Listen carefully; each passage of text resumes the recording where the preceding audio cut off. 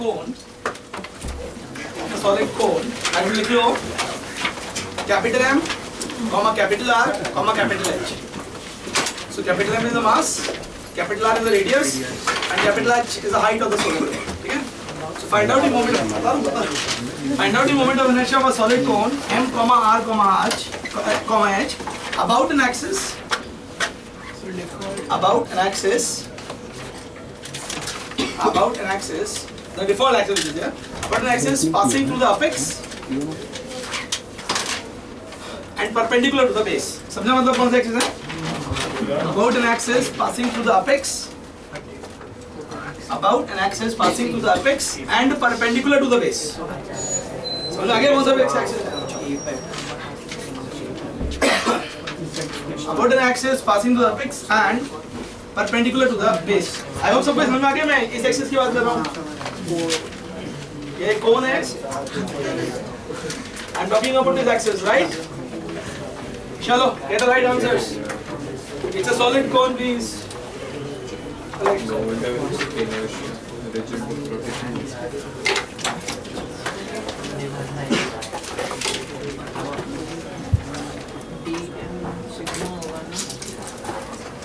चलो जल्दी निकालो.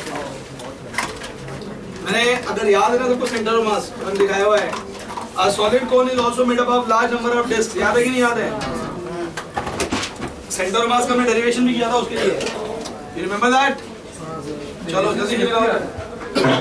सर आप वापस क्वेश्चन रिपीट कर सकते हैं? Question again. Find out the moment of inertia of a solid cone. M, R, H. About an axis passing through the apex and perpendicular to the base of the cone. About an axis passing through the apex and perpendicular to the base of the cone. चलो get the right answers.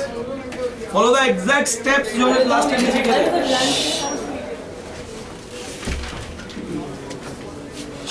आवाज बंद करो बिल्कुल.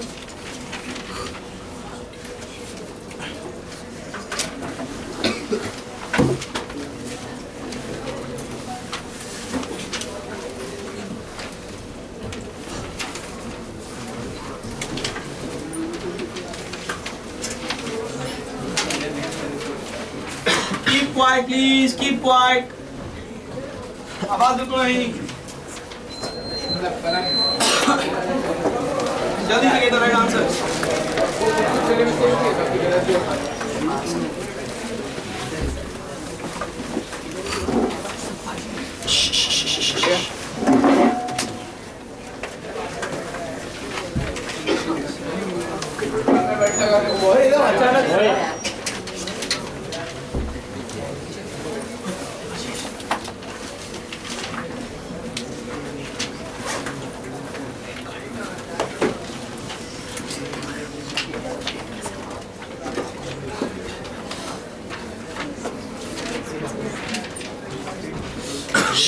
अरे आवाज नहीं.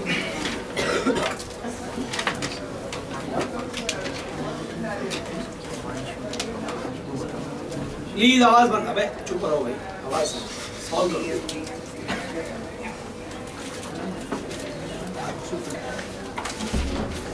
Okay सब लोग एकदम बात बंद करके सुनो. एक स्टेप फॉलो करो एंड लेट अस सी कि आंसर निकलेगा नहीं निकलेगा वो देख लेंगे हम लोग. ये आर था, ये कैपिटल एच था, right? Step number 1 which used to be finding out the value of density of this cone, right? है कि नहीं आता है? मैं रो लिख देता हूँ पहले तो. The value of rho density is mass divided by volume of this cone. Mass m divided by volume. The volume of this cone is 1/3 pi r square. So 3m over pi r square h. ये पहला step रहेगा, ये हमेशा ही right रहेगा. ये कभी हम गलत करेंगे नहीं, ठीक है? Step number 2 used to be cutting a small piece, right है ना? अच्छा एक बात आता है सेंटर ऑफ मास में ये बात बताया था कि पीस कट करना है दोनों इसमें से वो बेटर रहेगा कि हम अपेक्स से कट करें, क्योंकि अपेक्स से कट करने में याद है सेंटर ऑफ मास में किया था वो सिमिलर ट्रायंगल लगाना आसान होता है. वो बेस से कट करने में क्या होता है, गड़बड़ हो जाती है उसके अंदर. तो क्या करते हैं, मैं यही करता हूँ यहाँ पे भी. मैं फ्रॉम द अपेक्स, यहाँ है ना पॉइंट, इससे मैं वाई डिस्टेंस नीचे जा रहा हूँ, चलेगा? और यहाँ पे मैं एक ऐसा डिस्क कट कर रहा हूँ, सही है? डिस्क ही होगा ये। इस डिस्क का रेडियस कितना होगा? r होगा। इसका थिकनेस कितना होगा? इसका थिकनेस dy होगा, सही है कि नहीं है?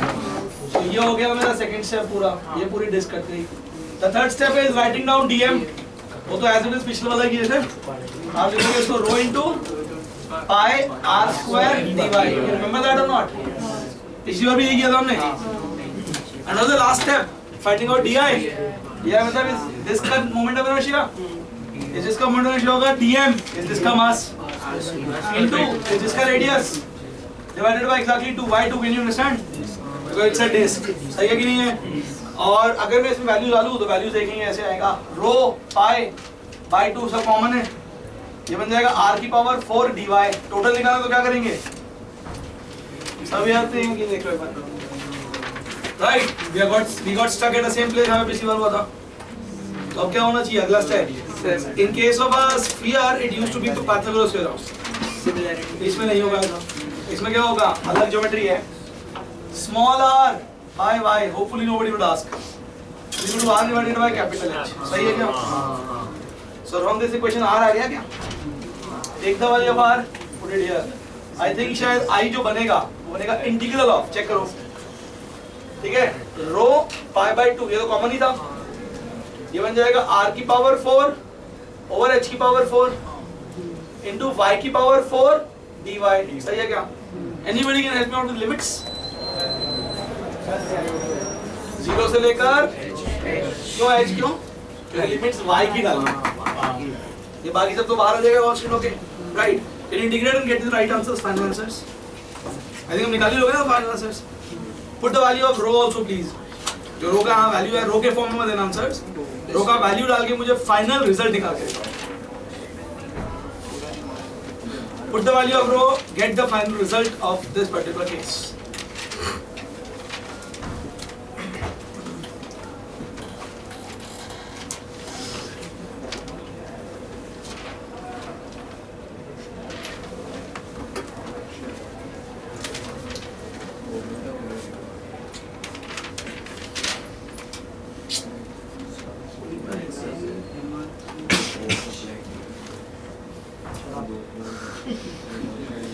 ऐसे कर कैलकुलेशंस सब रूट्स में ए 4 सब गायब हुए थे, ठीक से कर।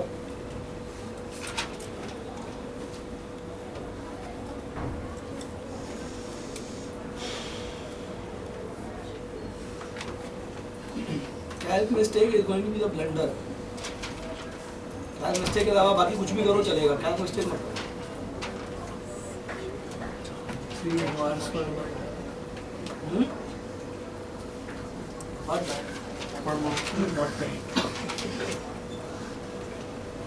जल्दी करो।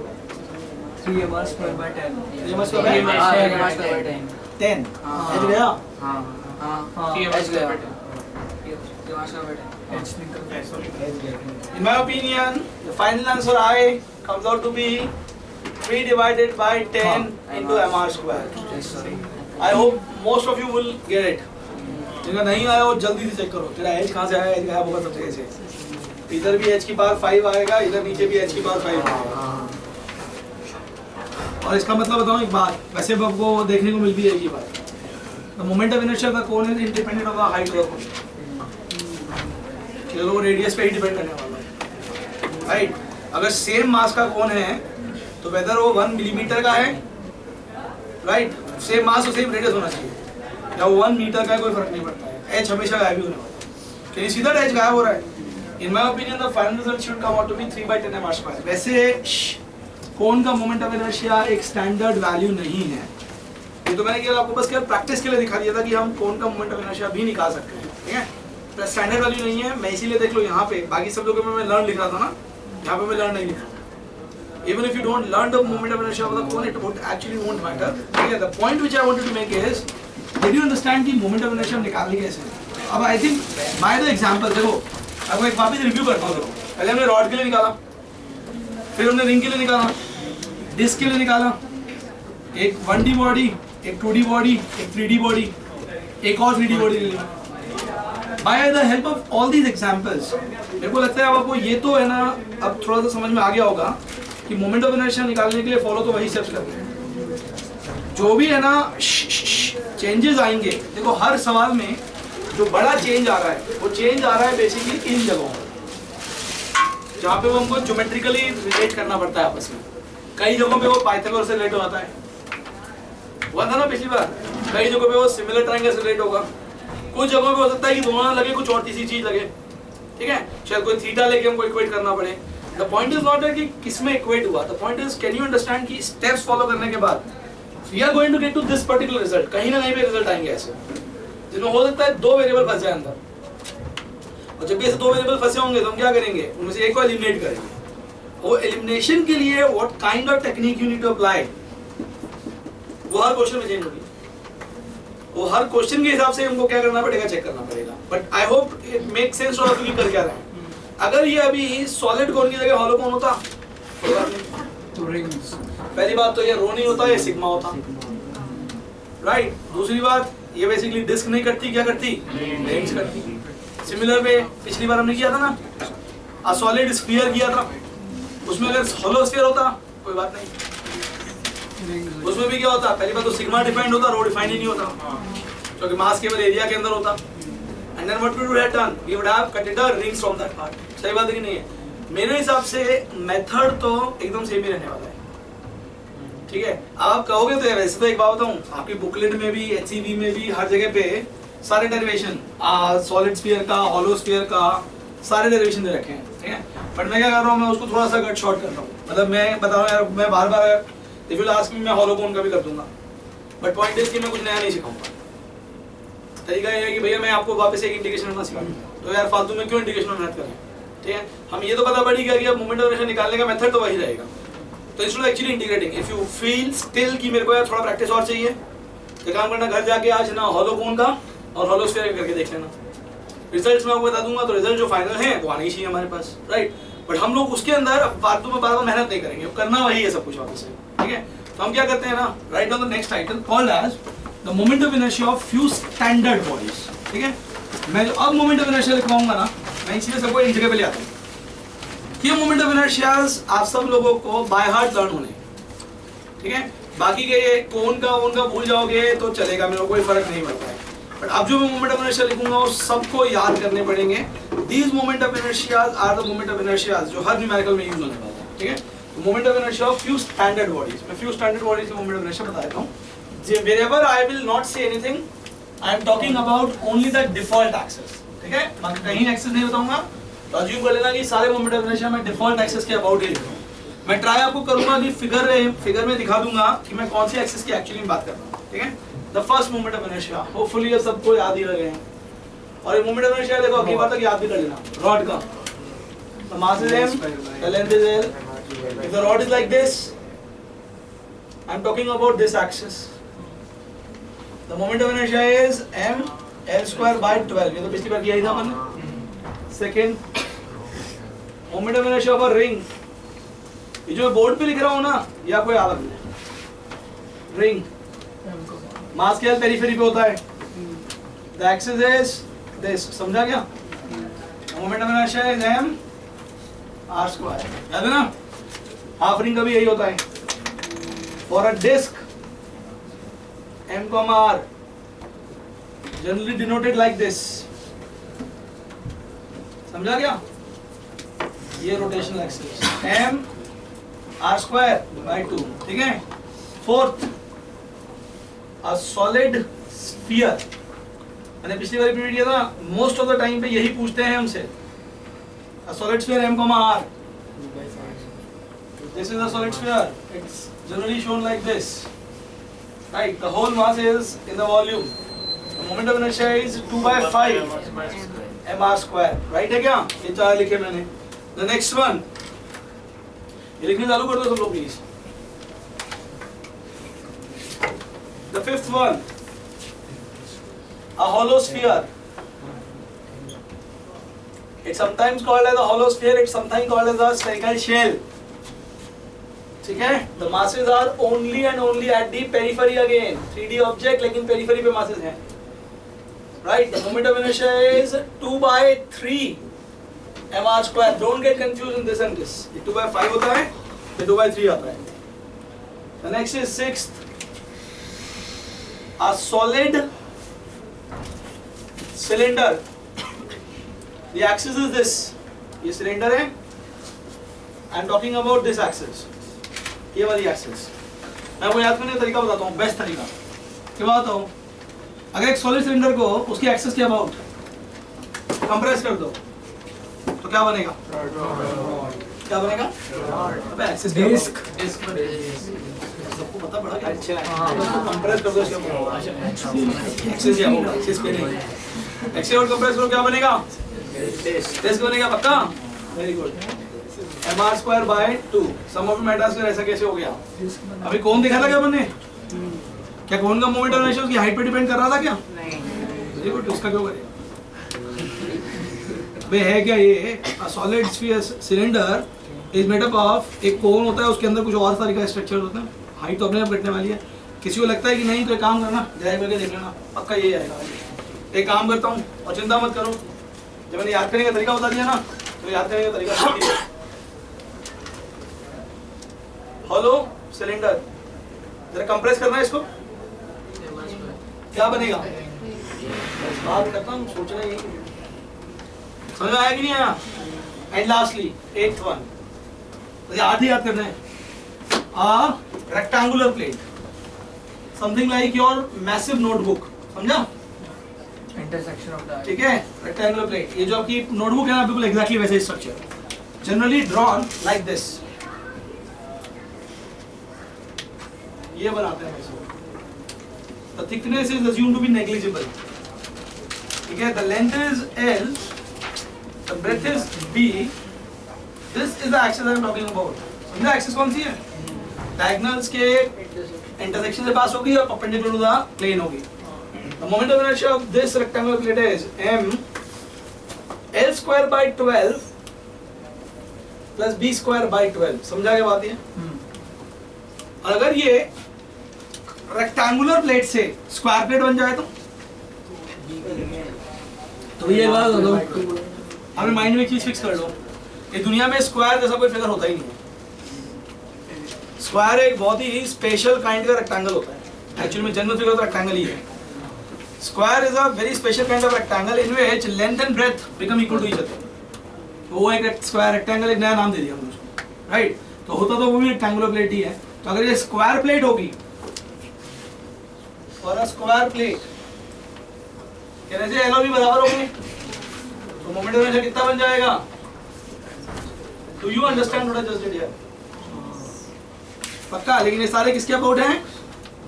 About the default axis, right? चलो, इन आर्ट के अलावा you are not required to learn any other moment of inertia, learn नहीं करना, ठीक है? केवल ये 8 जो मोमेंट ऑफ इनर्शिया मैंने लिखे हैं ये सबको याद होना चाहिए। कोन का, हॉलो कोन का, सॉलिड कोन का कुछ याद नहीं करना, ठीक है?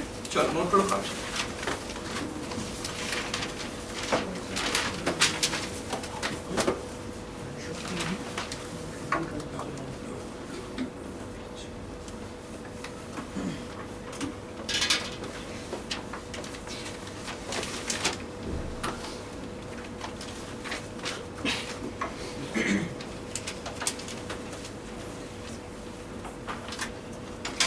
इसमें से भी बताओ एक बात, ये जो 3 है ना, ये और ये हम बहुत ही यूज करेंगे।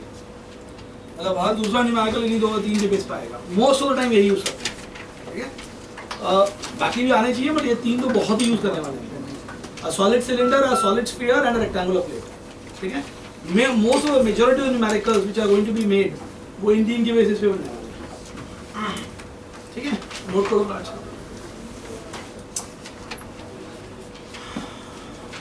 ये डालो मैं, ठीक है? ओके, अब सुनो एक नई चीज।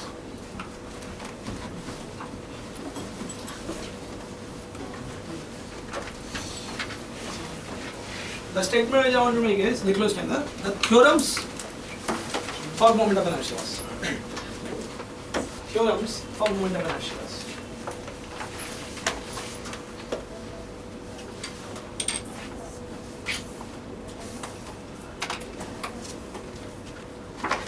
The first one,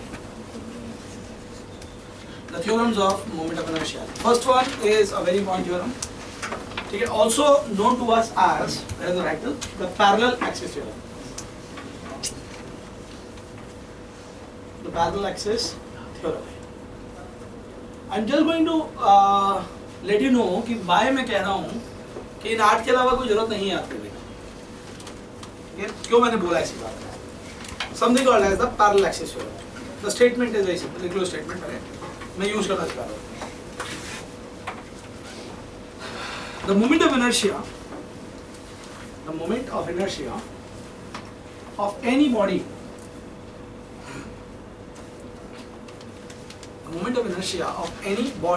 about an axis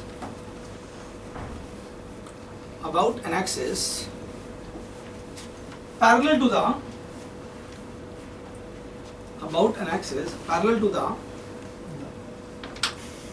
to the axis passing through the center of mass, parallel to the axis passing through the center of mass, is given by IP, P मतलब parallel, is equal to ICM plus M into x square. ठीक है? Where the symbols are carrying the usual meanings. The meanings are ICM is the moment of inertia about, please keep quiet, about the center of mass axis. M represents the mass of the body, whatever is the body given to you. X represents the separation between the two axes which we are talking about. And therefore, obviously, IP represents the parallel axis जिसके बारे में हमको values निकालने हैं. समझ में आया क्या? एक बार नोट कर लो.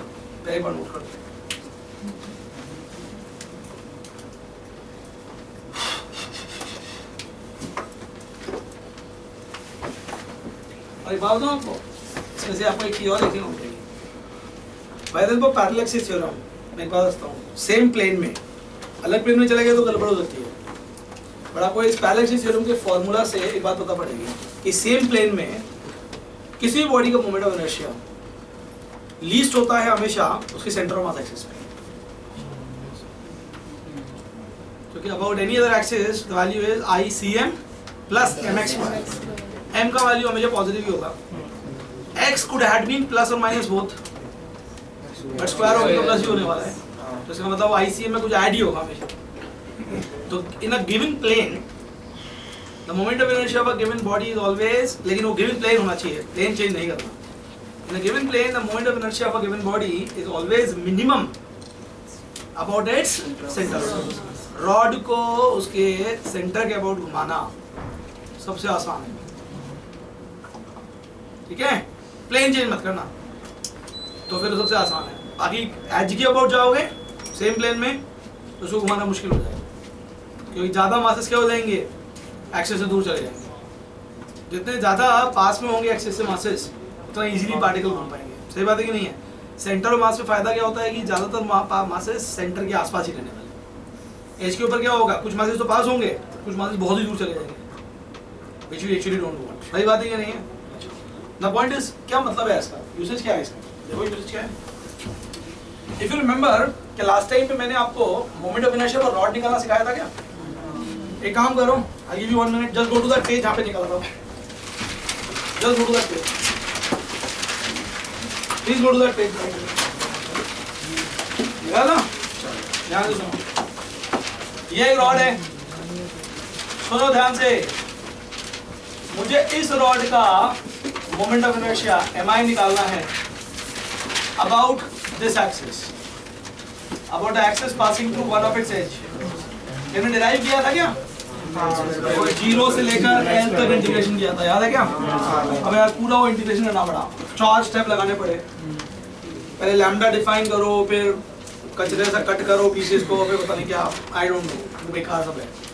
ठीक है, एक काम करो, क्या आप लोगों को मोमेंट ऑफ इनर्शिया का रॉड आता है क्या? कहाँ पे है वो? सेंटर के अबाउट। क्यों आता है? क्योंकि मैंने याद करने को बोला है। कितना होता है? सही है, पक्का? ओके, क्या ये एक्सिस CM एक्सिस के पैरेलल है? तो हमारा थ्योरम बोलता है कि यहाँ से अगर यहाँ शिफ्ट करना है तो I can apply this theorem. मैं इसको P एक्सिस लिख देता हूँ, चलेगा क्या? तो IP will be equal to ICM ml square by 12 plus m of the rod into ये डिस्टेंस कितना है? L बाय 2 का होल स्क्वायर। सही है क्या? क्या 12 कॉमन आ जाएगा क्या? ml square plus 3ml square 4ml square by 12 which is, check करो ना, तो यही है क्या? अगर इमेजिन करो कि अगर हम लोग केवल पैरेलल सिस्टम जानते हैं और हमें अपने वो 8 मोमेंट ऑफ इनर्शिया याद है, 8 मोमेंट ऑफ इनर्शिया हमको याद है, तो अब जो मन करो मेरे को बता दो, मैं सारे एक्सेस लगा। अब अगर मान लो ये नहीं पता हो तो हमको पैरेलल सिस्टम सपोज, और मैंने आपसे बोला होता कि यार इस एक्सेस के अबाउट बताओ L/4 के अबाउट, मान लो ये नहीं आता था, कोई बात नहीं, वो पूरा इंटीग्रेशन है, -L/4 से स्टार्ट करो प्लस 3L/4 तक इंटीग्रेट करो। क्यों फायदा यार? वो तो मैंने क्या बहुत इंसानियत दिखाई है कि रॉड के अंदर ही एक्सेस, रॉड के बाहर होगी तो और टफ हो जाएगा। You understand? फालतू में हम क्या कर रहे हैं, अपनी कैलकुलेशन बढ़ाते जा रहे हैं। और अभी तो अच्छी बात यह है कि एक ही रॉड है, 4 रॉड नहीं है। यू अंडरस्टैंड द पॉइंट और नॉट? जितने ज्यादा रॉड होंगे सबके लिए तो मैं अलग कैलकुलेट करता रहूँगा, है ना? और यहाँ पे एक काम करता हूँ, एक ही थ्योरम है मेरे पास, में गिव यू। अब एक अच्छी बात क्या है, अगर मुझे ये पता है ना तो इसका मतलब है कि मुझे सारे पता है। बस मुझे केवल ये पता होना चाहिए कि जो दो एक्सेस के बारे में पूछ रहे हो उनके बीच का डिस्टेंस क्या है, right? And they should be parallel. नहीं होंगे पैरेलल तो क्या होगा? Let's answer that in some time. But अगर पैरेलल है तो क्या हम आंसर निकाल सकते हैं अभी? भाई दो ही ऑप्शन है, पैरेलल होंगे नॉन पैरेलल होंगे। पैरेलल निकाल देते हैं, नॉन पैरेलल उसके बाद देख लेंगे, right? Do you understand the concept और नॉट?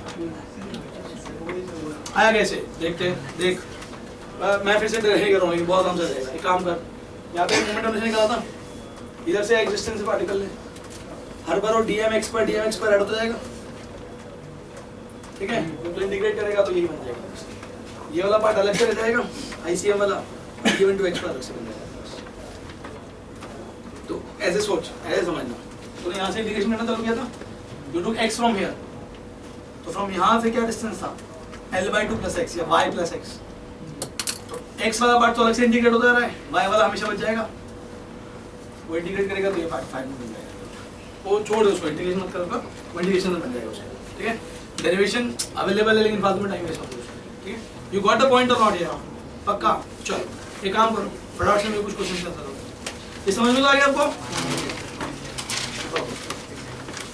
मुझे काम करो, ये आंसर निकाल के दिखाओ। ये मैं क्वेश्चन इसलिए पूछ रहा हूँ क्योंकि इसको आगे जाके मैं और न्यूमेरिकल में यूज करूँगा। मेरे पास दो परफेक्टली आइडेंटिकल एंड थिन, इनका थिकनेस आप लोग नेग्लिजिबल मान सकते हो। M, L की एक रॉड है और M, L की एक और रॉड है, एकदम आइडेंटिकल,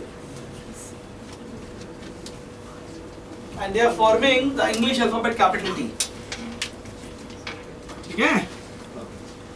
मुझे इस T का मोमेंट ऑफ इनर्शिया चाहिए about an axis, लिख लो axis, moment of inertia of this T about an axis. Now I am not going to help you out in showing you that axis. About an axis passing through the junction of the rods and perpendicular to the plane of the rods. And perpendicular to the plane of the rods. समझ में आ गया question क्या? चलो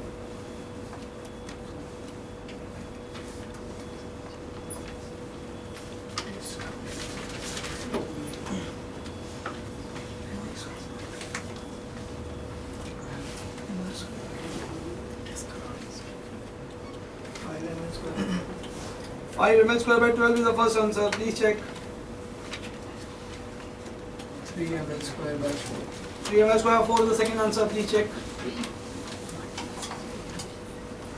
5 ml square by 12 and 3 ml square by 4 are the two answers which I have got.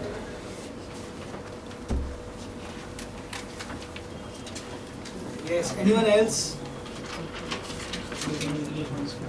शाबाश. एक और answer ml square only.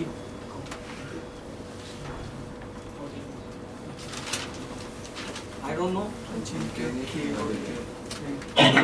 Sir, 5 ml square by 12. 5 ml square by 12. Okay, we'll check it out.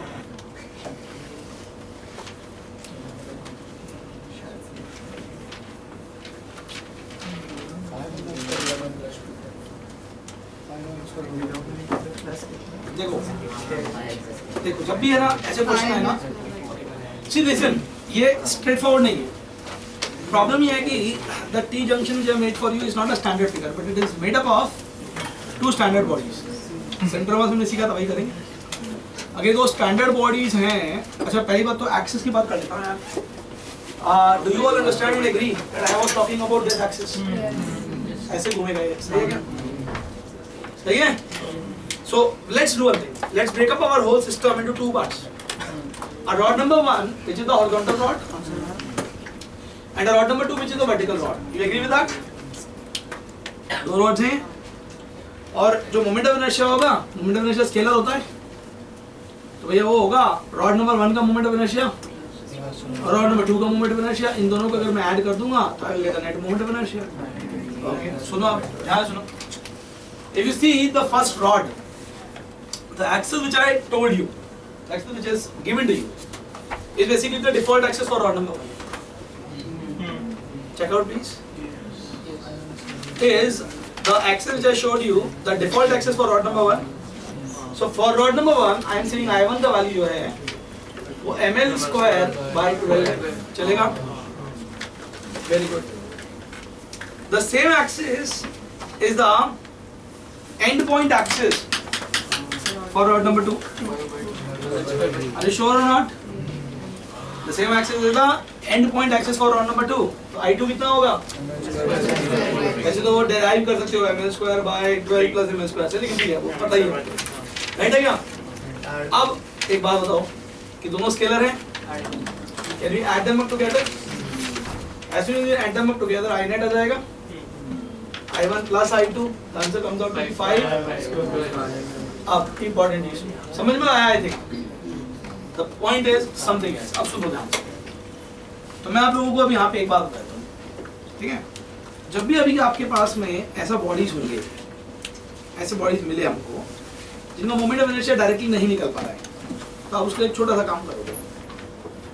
What you'll do is you'll find out the moment of inertia of different part of that objects, break up करके, and then add up the moment of inertia. But adding up के time पे एक बात ध्यान रखोगे, और ध्यान ये रखना है कि जब आप add up करोगे moment of inertia, तो you should be very sure that the moment of inertia we are adding up together are about the exact same axis. ये ऐसा नहीं होना चाहिए कि इसका moment of inertia इधर था, इसका moment of inertia इधर था, और दोनों को add कर दिया. नहीं. You are allowed to add up moment of inertia. There is nothing wrong with it. But the moment of inertia which are adding up should be about the same axis. दो different axis के about मैं moment of inertia को add नहीं कर सकता. Does it make sense for you? पक्का? चलो एक क्वेश्चन और देता हूँ. नोट करो. अरे समझ में आ गया तो मेरे को एक क्वेश्चन और बताओ. देखते हैं कितना समझ में आ गया. Yes. सर आपने अभी जो बोला वो समझ में नहीं आया. कौन सा वाला बात? सर वो जो अभी आपने बोला, मैंने बोला है कि जब भी कभी मोमेंट ऑफ इनर्शिया ऐड करेगा तो ऐड करेगा हमेशा अबाउट द सेम एक्सिस. दो डिफरेंट एक्सिस के about moment of inertia are not additive. You can not add up moment of inertia of a given system about two different axis. If you want to find out in moment of inertia, तो जिस axis के about इसका निकाला है उसी axis के about इसका आना चाहिए. समझा? सर क्यों? अरे नहीं तो ऐड कैसे करेंगे? Moment of inertia value depend करता है एक्सिस पे. अच्छा ओके सर. राइट, चलो. So the question is this. This is the first rod. Keep quiet. There is a second rod. There is a third rod. All three identical. M comma L, M comma L, M comma L. Obviously, they are going to make a equilateral triangle. I want the moment of inertia of this whole thing about an axis passing through the vertex. About an axis passing through the vertex, any one vertex, and perpendicular to the plane of this triangle. I'll repeat the question for you. Find out the moment of inertia of this triangular rod system about an axis passing through any one of the vertex and perpendicular to the plane of the triangle. समझा ये question? चलो, get the right answers.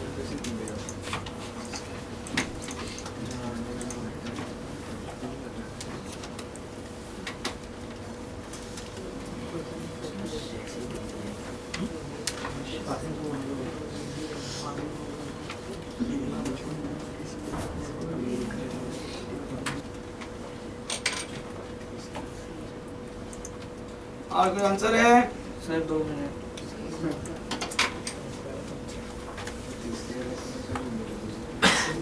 क्या हो गया यार? 18 ml square by 28 ml square by 12. 20 ml square by 12, 18 ml square by 12 पर क्या रहे हो तुम भाई? नहीं सॉरी 18 हाँ 18. तुम सम डिफरेंस तो ठीक से करो सब लोग. ये 17 बोल रहा है तो 18 बोल रहा है. और भी कुछ और बोल रहा है. 18 है. 18.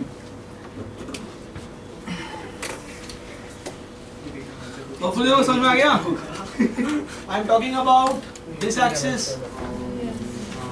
Right, the moment of inertia definitely comes out to be the answer which they said 3 ml square by 2. Check करो से. ये आएगा आपके पास? और जितने लोग नहीं आए वो 18 by 12 आता है. 3 by 2 ही होता है. 3 by 2. तो कंफ्यूज मत हो, वही होता है. 18 by 12 is 3 by 2 only. हाँ सुनो अब. ये करना बहुत आसान है यार. कभी भी ऐसे नॉर्मली करोगे मत. 1, 2 and 3. The said axis, the axis which I just told you in this case, is the end point axis for rod number 1 and 2. अगर end point axis के मोमेंट याद नहीं कर पाए ना, तो इतने क्वेश्चन दूंगा कि याद हो जाएंगे. Moment of inertia of the first rod about a given axis is ml square by 3. No arguments. This is also equal to I2. पक्का? प्रॉब्लम I3 का है. श्योर? मैं ये बात एक्सप्लेन कर देता हूँ. ये एंगल 60 डिग्री होगा. Don't argue and don't ask. ये डिस्टेंस जो होगा ये L √3/2 होगा. Again don't ask. ये पता है क्या? ये ml square by 12 होता है. हमें तो ये चाहिए नहीं. हमें तो ये एक्सेस ही नहीं चाहिए. हमें क्या चाहिए? समझा गया? तो I कितना आ जाएगा? I3 ml square by 12 plus m.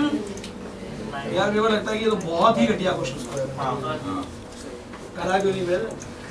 आ गया क्या? What should be the final answer? पहली बात, क्या तीनों moment of inertia same axis के अबाउट आ गए क्या? श्योर ना? What is the net moment of inertia? I1 plus I2 plus I2. Check it out. In my opinion, the final result comes out to be 3/2 ml square in this case. Right or not? जितने लोगों ने भी गलती किया है, please verify कहाँ mistake हुआ है. ठीक है, rectify that and check out the final answers now. That mistake, whatever you did, should not be now repeated at all.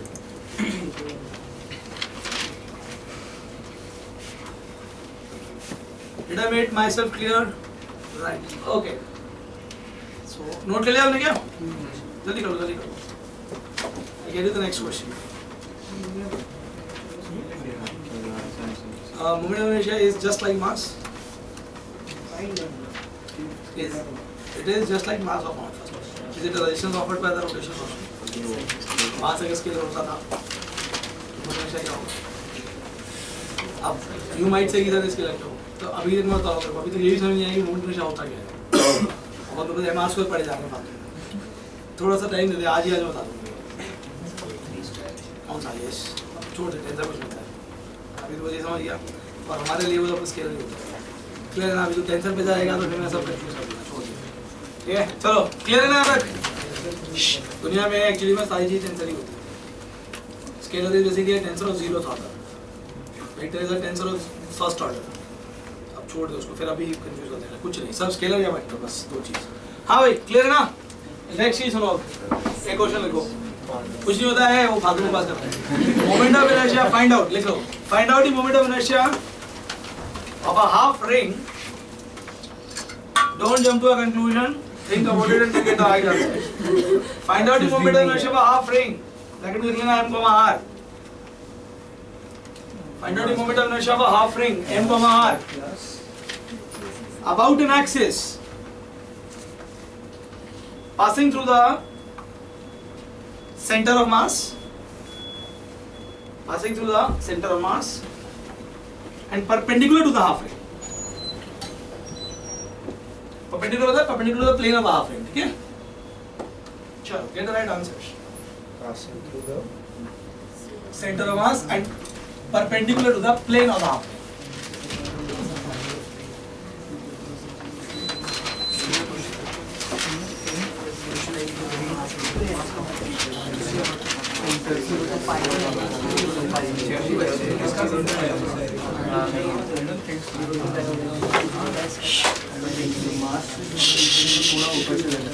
अब आवाज बंद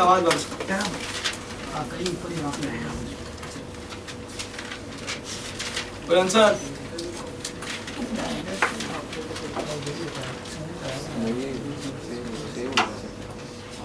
स्क्वायर तो लगता है मैं इतना पढ़ा नहीं पाया जैसा घटिया क्वेश्चन एक घंटे से बकवास कर रहा हूँ मैं और फिर मेरे को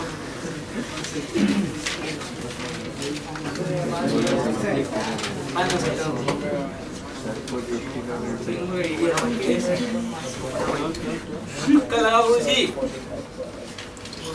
यार उस कॉम का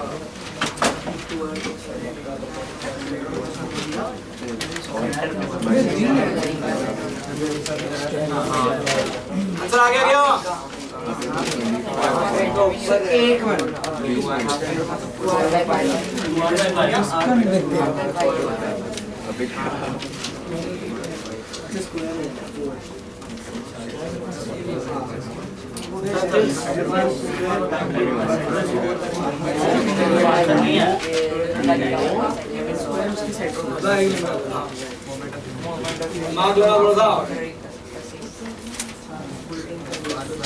हाँ बोल एक मिनट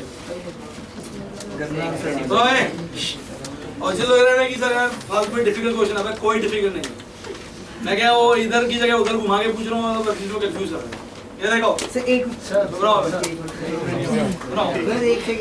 ये एक हाफ रिंग है इसको ले है ना एम को मार अब सुनो पहले पूरी बात ये इसका सेंटर होता है सही है क्या और ये इसका सेंटर ऑफ मास होता है सेंटर ऑफ मास और सेंटर ऑफ हाफ रिंग अलग अलग चीज होती है और ये जो डिस्टेंस होता है ये डिस्टेंस मैंने डिराइव किया हुआ है आप लोगों के लिए 2r/5 you are not required to forget this now अच्छा what is the parallel axis theorem IT is equal to ICM keep quiet now plus mx²। यही होता है क्या? अब सब लोग इतने बड़े गधे हो, सब सुनो इडियट्स।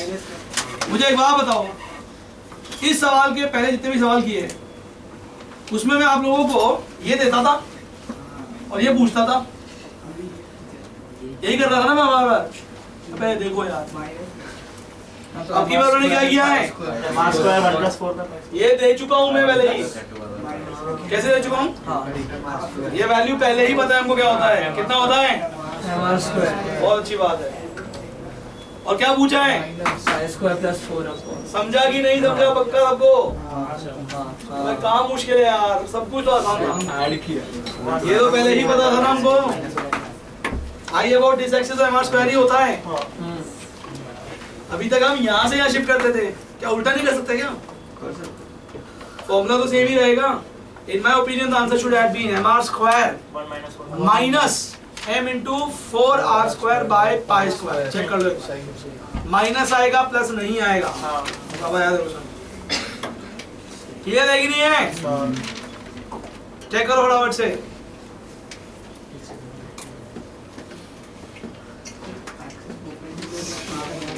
दो मिनट पढ़ रहे हैं, पहले से ये समझा? अगला से देखो पहले रुक जाए, जल्दी क्या करते हैं? ये जो MR ये वाला centre of mass of gold इसको ये सेंटर ऑफ द रिंग क्या बोला? Centre of ring, centre of half ring, centre of quarter ring, centre of centre होता है। तो सेंटर तो ज्योमेट्री से डिफाइंड होता है, उसमें रिंग क्या करना है? सेंटर तो वही रहेगा। क्लियर है क्या? अबे पक्का क्लियर है ना? चलो write down the next theorem. सबको अब पैरेलल थ्योरम समझ में आ गया? चिंता मत करो, मैंने अभी छोड़ा नहीं है, अभी आ गया हूँ। देखो the next theorem, second theorem, perpendicular axis theorem. Perpendicular axis theorem. Don't take tension, मैं पैरेलल थ्योरम के और एग्जांपल्स दूंगा, बट पहले नेक्स्ट चीज देख लो, परपेंडिकुलर एक्सिस थ्योरम। ठीक है? अच्छा, the point which I want to make here is, सुनो पहले मेरी बात। पैरेलल एक्सिस थ्योरम में एक अच्छी बात थी कि मैंने कोई स्टेटमेंट में कोई आपको एक्सेप्शन नहीं दिया, सब जगह लग रहा था। But there is a slight problem with the perpendicular axis theorem. ठीक है? वो प्रॉब्लम हम यहाँ से समझेंगे और उसको अभी खत्म करेंगे। The problem with perpendicular axis theorem is that this theorem is only applicable to planar bodies. What is planar body? 2D. The bodies which lie in a single plane. So all the two-dimensional bodies के लिए या even one-dimensional के भी हम कहीं पढ़ रहे हैं. But this kind of a theorem is not going to be applicable for any three-dimensional object. Three-dimensional object. PLANAR, planar. Planar मतलब जो 2D में रहेगी, जो एक plane में होगी. ठीक है? Any body in this world जिसका वॉल्यूम डिफाइंड है, आप उसके लिए ये थ्योरम नहीं कर सकते। तो इसका मतलब you can not apply perpendicular theorem for a sphere और अ होलो स्फीयर और अ सिलेंडर और अ कोन और something like that. You can apply perpendicular axis theorem for a ring, you can apply it for a disc, you can apply it for a rectangular plate. ठीक है? या any kind of a body which is lying in a plane. जैसे वो perpendicular या फिर ऐसा मतलब कि 3D में चला गया बॉडी, तो फिर थ्योरम एप्लीकेबल नहीं है। ठीक है? What does this theorem state? Statement लिख लो। अच्छा, एक बात बताता हूँ आपको, देखो जब मैं स्टेटमेंट लिखवाऊंगा ना, तो पहले ही बताता हूँ ताकि आपको कंफ्यूजन हो ही नहीं हो।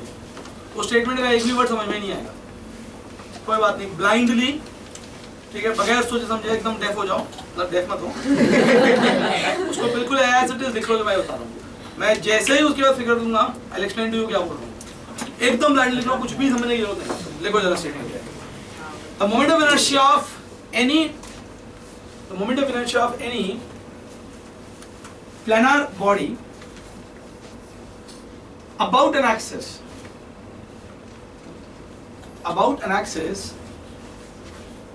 perpendicular to the plane of the body, about an axis perpendicular to the plane of the body is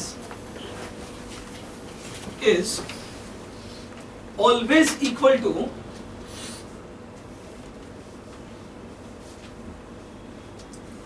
the sum of the moment of inertias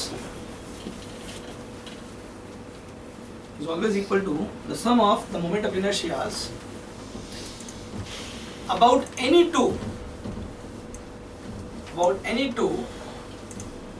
mutually perpendicular axes, about any two mutually perpendicular axes in the plane of the body. In the plane of the body को underline कर दो.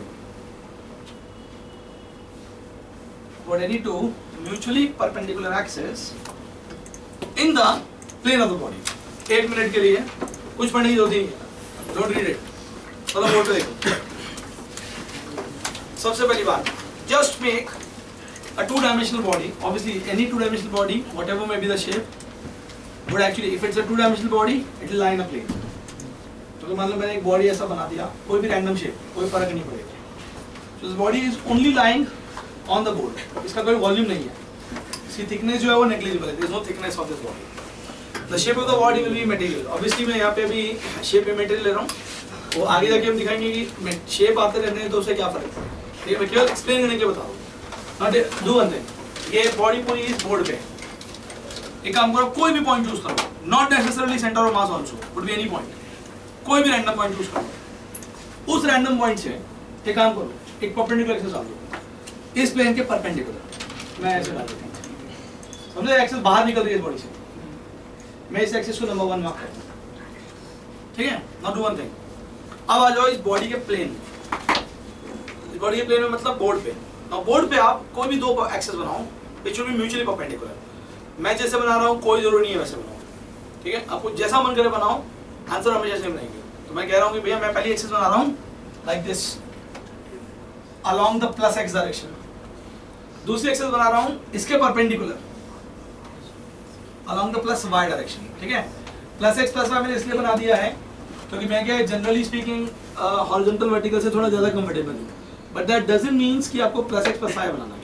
अगर आपको किसी को लगता है ना कि मेरे को ऐसा बनाना चाहिए एक्सिस पहला, ऐसा वाला, तो काम को दूसरा वाला इसके परपेंडिकुलर बना दो। आपने सीखा भी है ना, कोऑर्डिनेट ज्योमेट्री में सीखा होगा कि हम जनरली एक्स एक्सिस ऐसे बनाते हैं, वाई एक्सिस ऐसे बनाते हैं, ये जनरली बनाते हैं। इसका मतलब कभी भी नहीं है कि एक्स और वाई यही होंगे। You can any time choose to create the X axis like this. ठीक है, the only thing we know in the rectangular coordinate system is that अगर एक्स ऐसे हो गया तो बस वाई उसके परपेंडिकुलर होना चाहिए। किसी ने भी आपको कोऑर्डिनेट सिस्टम में ये बोला ही नहीं आज तक कि एक्स और वाई हॉरिजॉन्टल वर्टिकल होने चाहिए। It could be anything you want. That's according to our wish. हम यूजुअली करते हैं कि हम बनाते हैं एक्स वाई ऐसे हैं, पर ऐसे बनाओगे तो भी कोई रोकने नहीं वाला है, ये भी चलेगा, राइट। तो मैंने क्या किया, मैंने ये बना ली, आप कहीं भी बनाओ फर्क नहीं पड़ेगा, बस परपेंडिकुलर होना जरूरी है। और देख लो दोनों सेम प्लेन में है, सही है ना, ये परपेंडिकुलर प्लेन में है। This is 2, this is 3।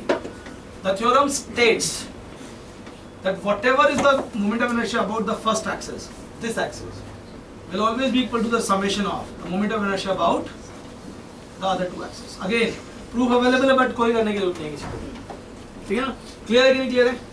Note करो फटाफट से, एक काम को नोट करने से पहले I'll give you 20 seconds now. Read the statement now and see to it that now it makes sense.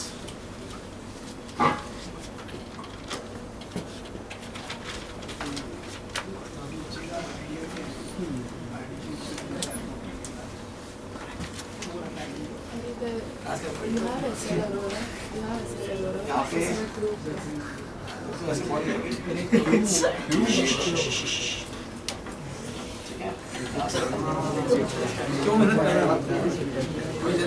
कोई जरूरत पड़ेगी इसकी, जब भी जरूरत पड़ेगी सबको समझा दो है ना। Now the point is what is the usefulness of this, right. तो हम लोग कुछ करते हैं काम, एक moment of inertia, moment of inertia of a ring, please keep quiet, about its diameter. हमने आज तक ये कभी किया ही नहीं, the first time we are trying to do this. ये मेरे पास एक रिंग है, मैं आज तक हमेशा है ना इस रिंग को इसकी डिफॉल्ट एक्सिस पे घुमाता था।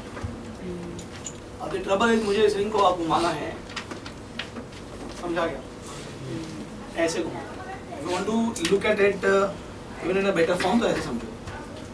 ये मेरे पास अगर मान लो एक रेक्टेंगुलर प्लेट और रिंग है तो मुझे अभी तक इसको घुमाना होता था ऐसे, समझा नहीं समझा?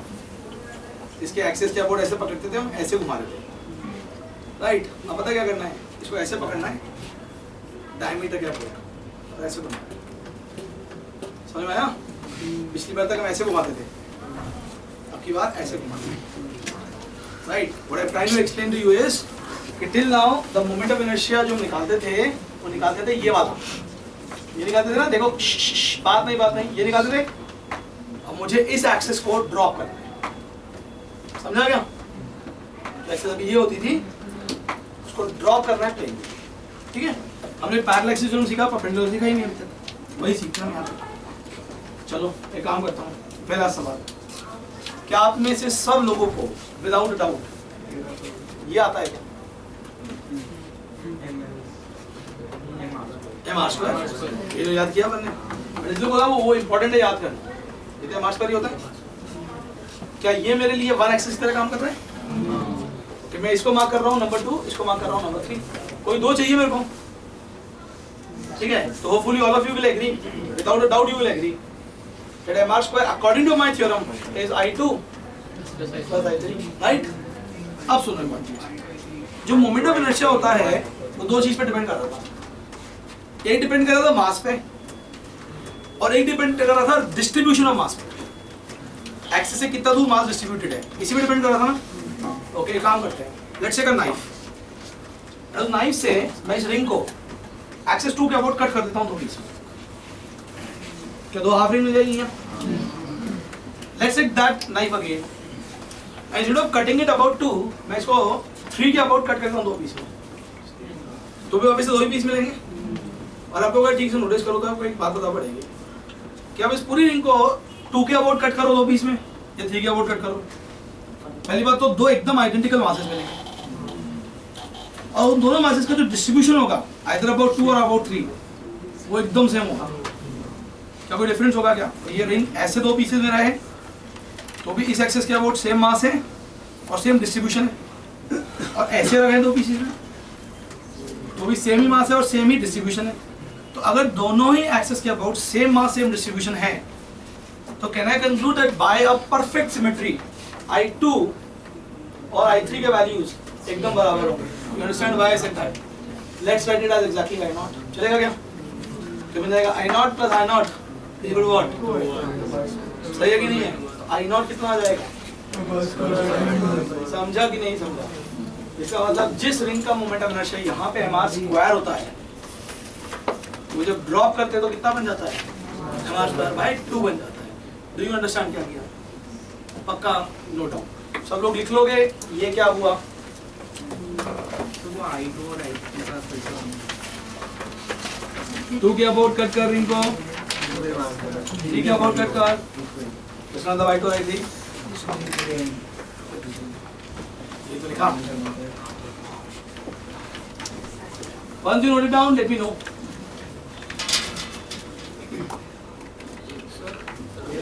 I2 को और I1 को, सर I1 तो ऑलरेडी बाहर है प्लेन से, तो I2 को भी बाहर ले लिया प्लेन से, तो क्या I2 प्लेन पे है ना, रिंग पे, सर रिंग से आगे ले लिया तो फिर नहीं लगेगा, सर, लेकिन दोनों 90 डिग्री पे ही है। पैरालैक्सिस थ्योरम नहीं लग पाएगा ना। I cannot apply parallaxis theorem. Sorry, perpendicular theorem. Perpendicular theorem क्या बोलता है? वो होने चाहिए वैसे, ये तो सिस्टम काम नहीं करेगा, राइट ना?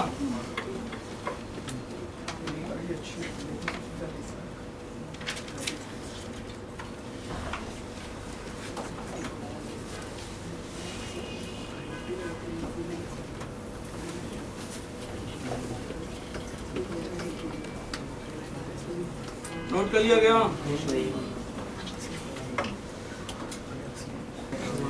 Sir yes. सर अगर दो एक्सिस बॉडी के अंदर है और परपेंडिकुलर है पर दोनों उस पॉइंट से नहीं निकल रही जिससे तीनों की तीनों कहाँ से पास होनी चाहिए? सेम पॉइंट से। That point is centre of mass और नॉट डजंट मैटर। तीनों पास सेम तो पॉइंट। निकाल नहीं आता। देखना अगर तीनों एक्सिस जो है वो एक पॉइंट से पास करेंगी तभी काम चल पाएगा, नहीं चल पाएगा। हाँ भाई क्वेश्चन लिखो बराबर से। सर इसमें तो मतलब दो एक्सिस का सेम आ गया इसलिए हो गया, बट अगर अलग अलग होता देखते हैं ना सवाल अगला देख, क्वेश्चन लिख, दे आंसर। तो टेंशन ही बदले, तेरे को जो डाउट नहीं आने वाले वो भी मेरे को पता है, तो आने वाले वो तो पता ही है। देखो क्वेश्चन और तेरे को मैं पता करके दिखा दूंगा कि आंसर आएगा उसका। Moment of inertia, find out the moment of inertia of a disc. Find out the moment of inertia of a disc m, r about an axis tangential to the disk, about an axis tangential to the disk and in the plane of the disk. क्या मतलब है पता नहीं।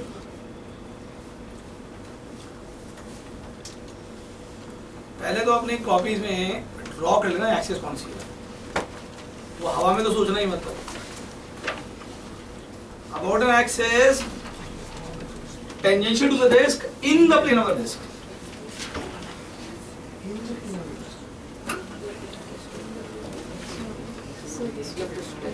Sir, फटाफट। What do you know right now? ये बताओ। You actually know this. And you need to find out this. दोनों लगाना पड़ेगा ना। मुझे क्या पता? मेरे को जितनी हेल्प करनी थी मैंने कर दी। अबे बात बंद करो बे, ऐसी आवाज नहीं। आंसर आ गया क्या? क्या समझा नहीं मैं क्या बोल रहा आंसर?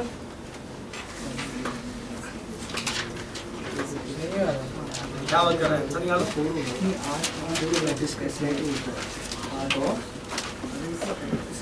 अरे सिंपल है ये। एमआर स्क्वायर बाय 2 यार। सॉल्व किया ना बोल रहा है। एमआर स्क्वायर बाय 4 आ गया है। चल आप आ गया। सिर्फ एमआर स्क्वायर ये 5/4 एमआर स्क्वायर 3/2 एमआर स्क्वायर। 3/2 तो नहीं है।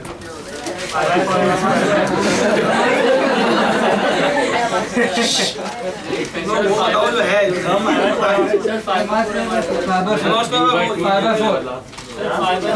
सुनो और सुनो 1.25 सुनो बे आवाज बंद।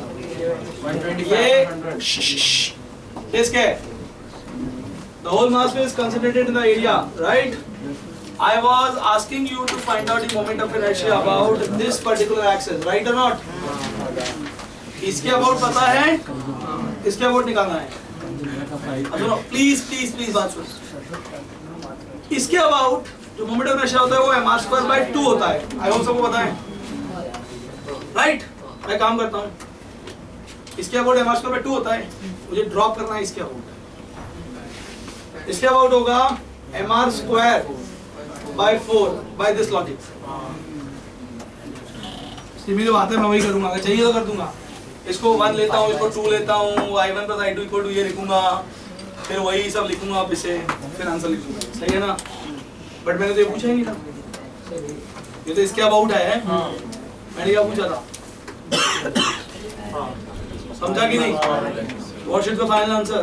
mr स्क्वायर बाय 4 तो पहले से ही था, plus m into this distance का स्क्वायर m। Answer is 5/4.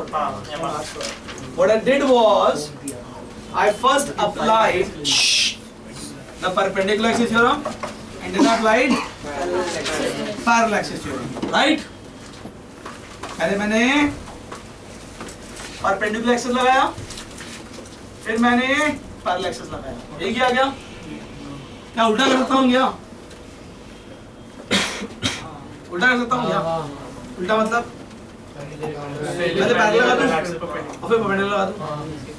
कर सकता हूँ क्या? लेकिन सेम नहीं आएगा, तो एक बार ये लगाना ही पड़ेगा बीच में। चलो देखो अब ध्यान से सुनो और मैं आपको उल्टा भी लगा के दिखाता हूँ। सुनो ध्यान से भाई। यहाँ पे तो क्या था ना, ये mr स्क्वायर को बड़े आराम से आ गया, क्यों? सिमेट्री थी, तो जितना होता है उसका आधा हो गया। बट आगे करें क्या? चलो देखते हैं। सुनो ध्यान से, ये कितना है? mr square by 2। मैं पहले पैरेलल लगाता हूँ। इसके अबाउट कितना आएगा? ये वाला वैल्यू ये आएगा mr square by 2 plus mr square which is going to what? सही है क्या? ये इसके अबाउट। मैं इस एक्सिस को बोल रहा हूँ 1, इसको मैं बोल रहा हूँ 2। चलेगा क्या? मैंने किसके अबाउट पूछा है? 2। तो मैं लिखूं i1 प्लस i2, क्योंकि परपेंडिकुलर थ्योरम तो हमेशा वैलिड रहेगा, उसको cm से फर्क नहीं पड़ता है। Must be equal to 3mr square by 2। गड़बड़ हो गया छोटी सी। अब जो मैंने 1 और 2 एक्सिस है वो सिमेट्रिकल नहीं है। हाँ चेक कर लो, अगर आप 1 के अबाउट काटोगे तो अलग अलग तरह का सिस्टम आएगा, और 2 के अबाउट काटोगे तो रिंग पूरी बच जाएगी, कटेगी नहीं बची। तो इसका मतलब 1 और 2 सिमेट्रिकल नहीं है। तो मैं ये नहीं बोल सकता हूँ कि 1 और 2 आधे आधे हैं। पिछली बार तो आधे थे, हो गए थे, याद है ना? अब नहीं हो सकते। मेरी एक बात बताया मेरे को, 1 दिख रही है क्या? दिख रहा है वो 1 एक्सिस? 1 एक्सिस इज डिस्क की डायमीटर एक्सिस है। है क्या? डायमीटर एक्सिस के about moment of inertia mr square by 4 होता है, अभी दिखाया था क्या? Plus I2 is equal to क्या लिखोगे? सही है कि नहीं है? आंसर वही आएगा। लेकिन अब प्रॉब्लम ये है कि उसके लिए you should now know that उस सिमेट्री के टाइम पे एग्जैक्टली आधी होती है, right? If you do not know कि आधी होती है तो आप नहीं लगा पाओगे। अगर मैं ये बोलूं कि इस क्वेश्चन में मैं दोनों थ्योरम लगा सकता हूं किसी भी ऑर्डर में, तो गलत बात है क्या? नहीं। लेकिन फिर भी बताता हूं गलत बात क्या है इसमें। मेरा कहना यह है कि आप परपेंडिकुलर थ्योरम वैसे किसी भी ऑर्डर में लगाओ, आंसर वही आएगा। बट फिर भी मेरा रिकमेंडेशन आपके लिए ये है कि please apply perpendicular axis theorem जहां पे आपको बेटर सिमेट्री मिले। क्योंकि सिमेट्री में क्या होगा ना, एक ही स्टेप में सारे वैल्यूज आ जाएंगे। जहां पे वो असिमेट्रिकल सिस्टम हुए, ऐसा नहीं वो नहीं लगता है, लगता तो वहां भी है, बट वहां पे फालतू में हमारा टाइम वेस्ट होगा इन कैलकुलेटिंग द सिस्टम्स। ठीक है, तो in my opinion please apply perpendicular axis theorem always in a symmetrical scenario. That's recommendation to you. That doesn't mean that कि आप ऑर्डर उल्टा नहीं करके आंसर निकाल सकते हो, पर कोई फायदा नहीं। Did I made a sense in this? Are you sure? Note please फटाफट।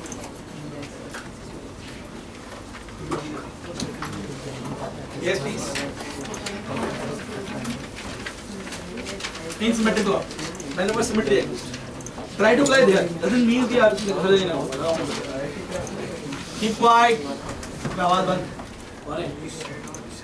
चुप रहो। दिख रहा है? Okay. अबे चुप। समझ में नहीं आया क्या हुआ? मैं वो सेकंड वाला अप्रोच सॉल्व कर रहा था तो फर्स्ट वाला सुना नहीं।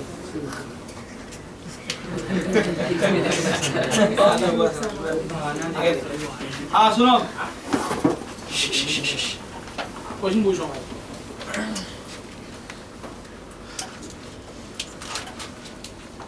Of a square plate about default axis is I0, समझा क्या? Then which of the following options could be more than one? is/R correct. ठीक है, ये एक स्क्वायर प्लेट है,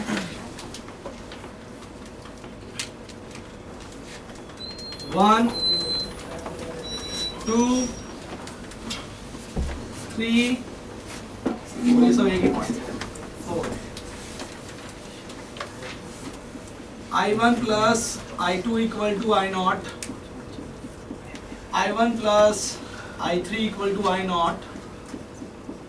I2 plus I4 is equal to I0, I3 plus I4 is equal to I0. A and D. IIT asked this question in 1999. जब IIT ने पूछा है तो इसका मतलब कुछ गड़बड़ है इसमें। A and D. तुम लोग लगता है कि मैं सब बात पूछूंगा इसमें इतना नहीं आंसर। सर ABCD है। हाँ सर ABCD सर।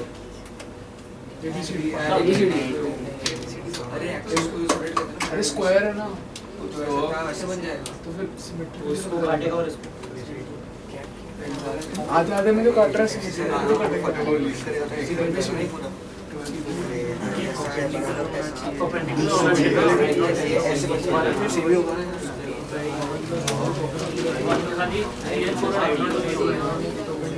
ऐसा क्वेश्चन नहीं है तो A and D क्या है?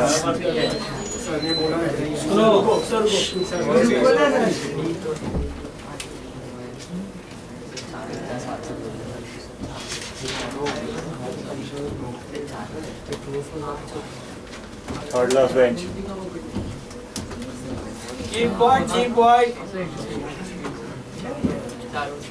The right answer to this question is सुनो, स्क्वायर एक बहुत ही स्पेशल फिगर होता है.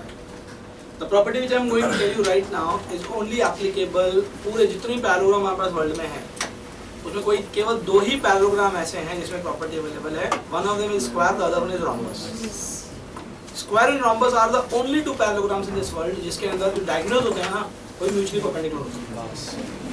रेक्टेंगल में ऐसा नहीं होता है, केवल स्क्वायर और rhombus में होता है. पता है कि नहीं पता है? अब मुझे तो लग रहा है कि सर कुछ गड़बड़ हुआ, कुछ गड़बड़ नहीं हुआ. देखो A और B, A और D sorry are correct because of the theorem stated that. You cannot do anything about that at all. Right? तो A और D पे तो कोई आर्गुमेंट ही नहीं. हम कुछ आगे बढ़ते हैं. I1 plus I2 जो है वो I0 है. क्या 1 और 2 दोनों के अबाउट सिमेट्री है क्या?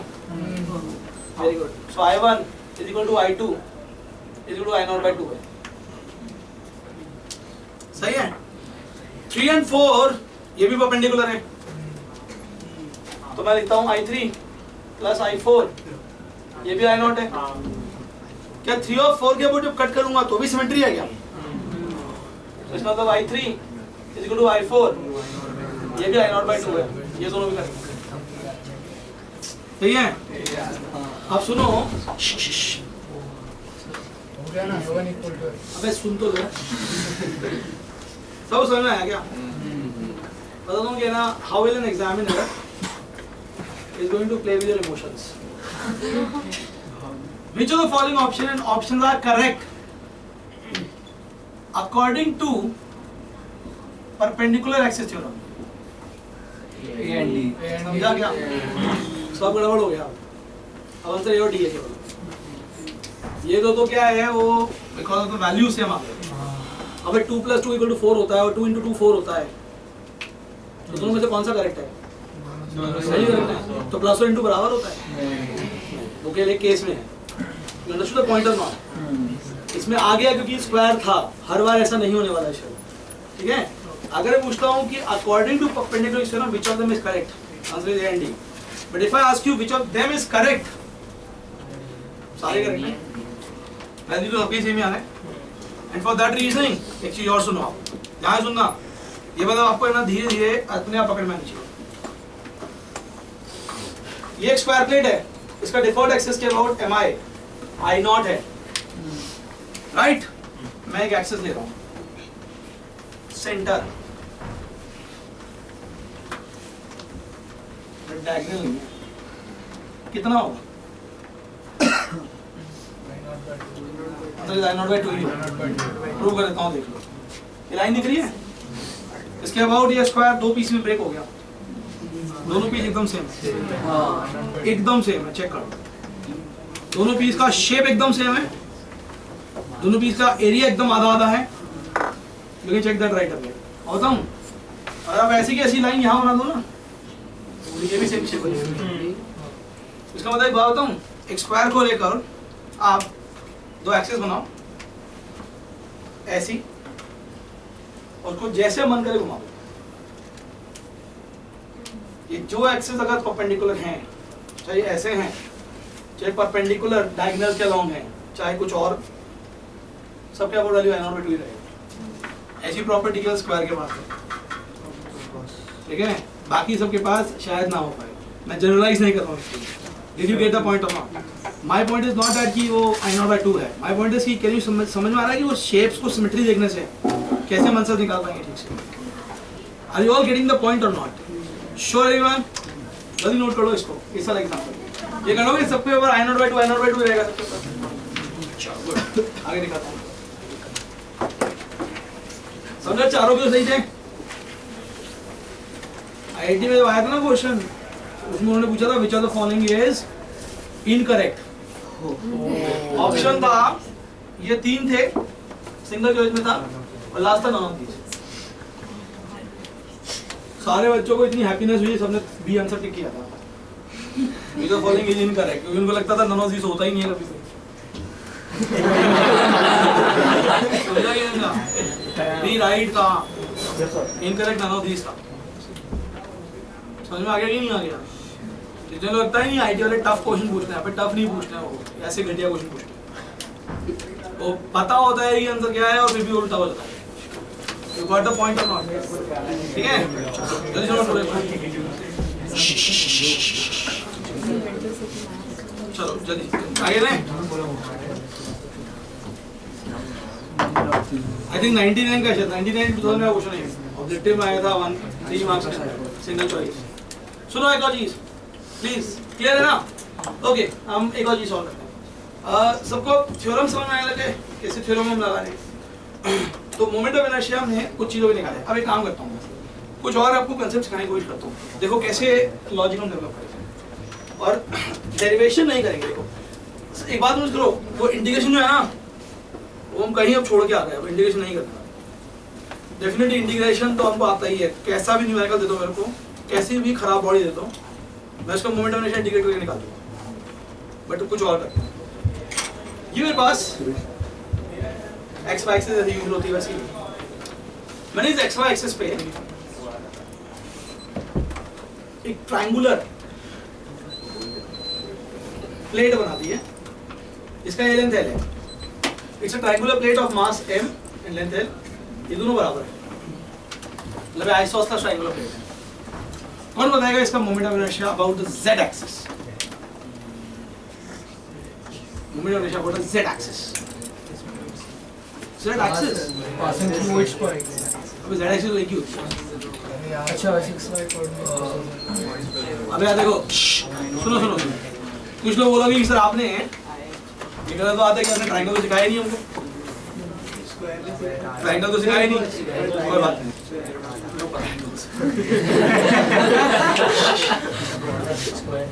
अब समझ में ऐसे देखो, एक तरीका बताता हूँ क्या है। एक तरीका तो ये काम करो, इस ट्रायंगल में से ना छोटे रॉड्स बनाते जाओ, हर रॉड का जरिए बॉडी को इंटीग्रेट कर दो और जिंदगी में भी करना ही मत।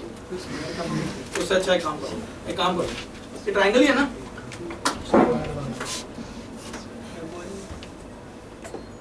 ये 4 ट्रायंगल मिलके एक स्क्वायर बना देंगे। क्या सब कुछ आइडेंटिकल है क्या? तो इसका मास m है, इसका मास m है, इसका मास भी m ही होगा। मैंने अपने मन में ही जोड़ लिया, क्या एक पूरा स्क्वायर बन गया क्या? जिसका एज लेंथ क्या है? तो इसके अबाउट जो मोमेंट ऑफ इनर्शिया होगा इस पूरे सिस्टम का वो होगा, सुनना पहले पूरी बात, 4m 4 mass into l square, this whole thing divided by 6। ये गया था, लेकिन ये चारों पीसेस का है। क्या ये चारों पीसेस इस मोमेंट ऑफ इनर्शिया में इक्वली कंट्रीब्यूट कर रहे हैं क्या? कर रहे हैं क्या? तो मैंने तो इसका पूछा था,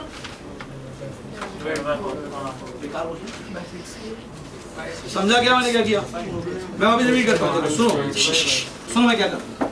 देखो अभी तक क्या होता था, सुनो क्या करते थे, ध्यान सुनना। अभी तक होता था कि हमको एक ऐसा बॉडी देते थे जिसको आप ब्रेक कर सकते हो अपने स्टैंडर्ड फिगर्स में, है ना? बट हमें पता है कि हम उल्टा भी तो कर सकते हैं। कोई फिगर दे दिया, उसमें स्टैंडर्ड फिगर लगा के अगर हम एक बड़ा नया फिगर बना लें तो भी अंदर से निकल जाएगा। तो हमने क्या किया, हमको ट्रायंगल का नहीं पता था, तो हमने एक ट्रायंगल जोड़ के स्क्वायर बना लिया। स्क्वायर का हमको पता था, तो ये पता पड़ गया इसके अबाउट जो मोमेंट ऑफ इनर्शिया है वो होगा इस पूरे स्क्वायर का mass into l square, edge length square by 6। लेकिन ये पूरे स्क्वायर का है। इस स्क्वायर के अंदर हमारे हिसाब से 4 पीसेस हैं और चारों पीसेस इक्वली कंट्रीब्यूट करेंगे सब चीजों में। तो किसी भी एक पीस का क्या होगा? समझा क्या? पक्का? अच्छा, इसी का अबाउट द एक्स एक्सिस क्या होगा? ml स्क्वायर बाय 3 क्यों? ml स्क्वायर बाय 12 क्यों? अभी वही तो है, ऐसा होगा, वो पीसेस कंट्रीब्यूट करने वाले हैं। y के अबाउट वही होगा। तो मैं इतना आसान तो पूछूंगा नहीं, मुझे बताओ इस सिस्टम का मोमेंट ऑफ इनर्शिया इस एक्सिस के अबाउट क्या होगा? ट्रायंगल दिख रहे हैं? इसके हाइपोटेन्यूज के अबाउट मोमेंट ऑफ इनर्शिया क्या होगा? I am waiting for the answer.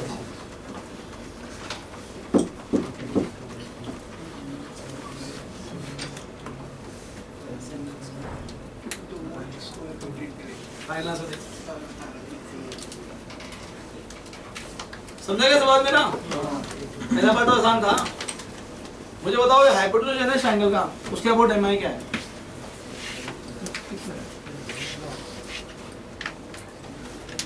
Integration के बारे में तो भूल के ही मत सोचना, करना ही मत इंटीग्रेशन। 4 जिसके माइंड में इंटीग्रेशन आ रहा हो तो पहले ही डिलीट कर दो अपने माइंड से।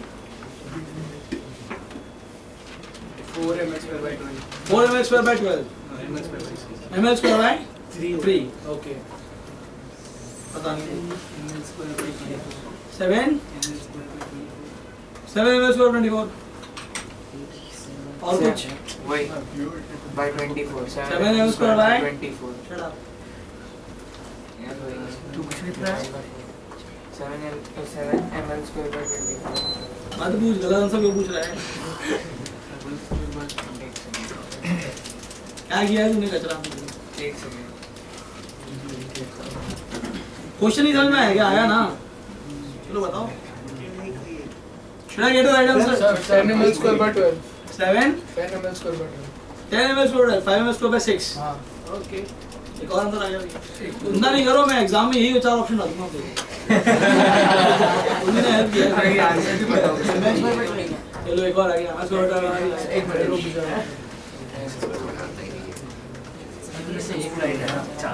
तो कहीं तो कंसिस्टेंट रहा करो। चौथा आंसर 9 30 है।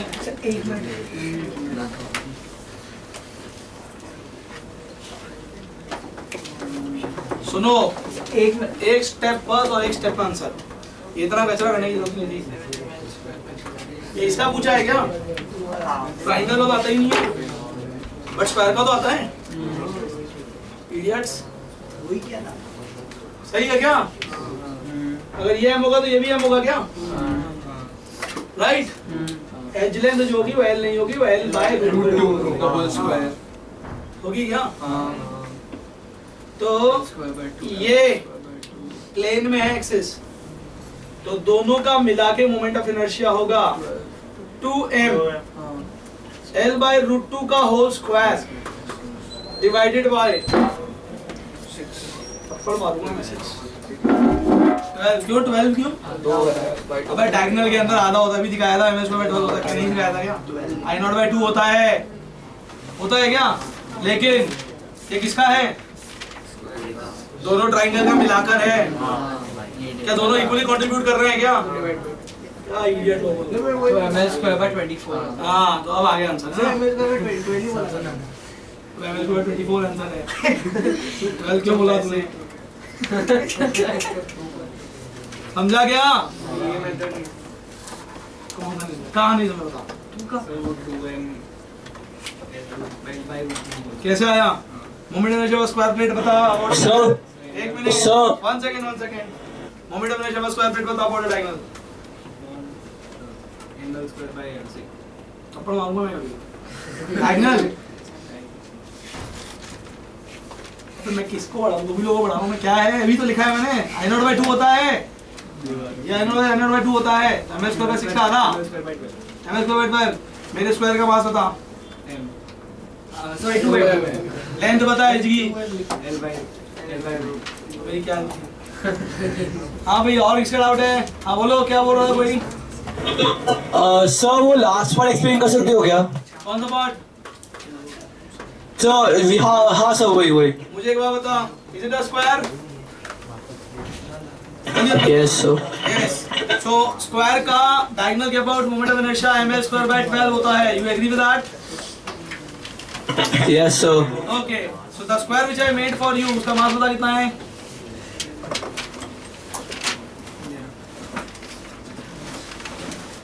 जो स्क्वायर बनाया उसका मास क्या है? 2m right. एज लेंथ बता। Sorry sir L by root 2 2m into L by root 2 का होल स्क्वायर बाय 12। हाँ ये दोनों पीसेस का मिलाकर है। ओके सर एक पीस का कितना होगा? ओके सर थैंक यू चलो। Bye 2 thank you sir Understood the point or not? हाँ, इसको बड़े स्क्वायर को लेकर भी तो कर सकते हैं. बड़े स्क्वायर को लेके चलो। बड़े स्क्वायर को लेके बताओ कैसे किया? मैं बताता हूँ तूने क्या गलती किया। गलती बता दूंगा तो तू मान लेगा गलती हो गई। आई जो होता है वो हमेशा I C M plus M square होता है। तूने कहाँ से शिफ्ट किया? किसी और एक्सिस से शिफ्ट कर दिया, इसलिए कौन सा गलत आ गया? 45 डिग्री में भी वही किया. समझ में आ गया ना? You can not apply parallel axis theorem. जितने लोगों ने गलती किया वही लोगों ने गलती किया। आई का फॉर्मूला पैरेलल थ्योरम क्या बोलता है? I C M plus M X square. ये थोड़ी है कि I about anything about plus X square, ऐसा थोड़ी होता है। एक एक्सिस सेंटर मास होनी चाहिए। या तो भाई काम कर कि तू पहले इस ट्राइंगल का बैठ के सेंटर मास निकाल, तो पूरा एक अलग सवाल है। उसके बाद फिर वहां से आगे शिफ्ट कर, मेरे से इतनी मेहनत नहीं होगी, तो तू भी छोड़ यार, यही करना फिर हमेशा। जब तक अपने को पता है, till the time you can make up a standard figure, that's the best option. ठीक है, बाद में फिर देखेंगे क्या करना है। यू गॉट द पॉइंट और नॉट? पक्का क्लियर है? चलो गुड। हाँ भाई, क्या दूं मैं? Sure, okay. अब सुनो बोर्ड पे ध्यान से। तो देखो मोमेंट ऑफ इनर्शिया, ठीक है, का कैलकुलेशन समझ में आ गया, right? So I will generally यार मैं देखो ऐसा कभी भी नहीं करता हूँ, this is amongst the first instances. आगे भी बोलते एक बार करूंगा, अभी तक कभी नहीं किया था मैंने। अब मैं आपको आंसर दूंगा। मैं हमेशा पहले आंसर देता हूँ कि हम लोग why we are studying it, और फिर आंसर देता हूँ कि क्या पढ़ना है। मैंने यहाँ पे क्या किया, पहले आपको मोमेंट ऑफ इनर्शिया याद करा दिया। अभी तक ये आंसर नहीं था कि पढ़ा क्यों, तो अब पढ़ेंगे मन पढ़ा क्यों पढ़ेंगे। अबे moment of inertia m r square क्यों था, जरूरत क्या थी आएगी। लिखो जरा title, and the title is rotational kinetic energy. Right to the state, rotational kinetic energy.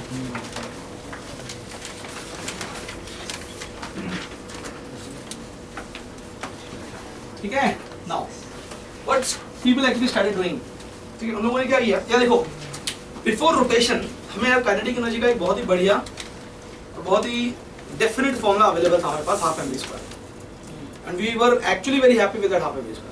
हर जगह पे काम कर रहा था और सही आंसर दे रहा था हर जगह पे, but something started becoming a problem for us. I give an example. Suppose I got a variable body like this, जिसको मैंने हिंज कर दिया यहाँ पर, जिसको मैंने ओमेगा वेलोसिटी से घुमा दिया।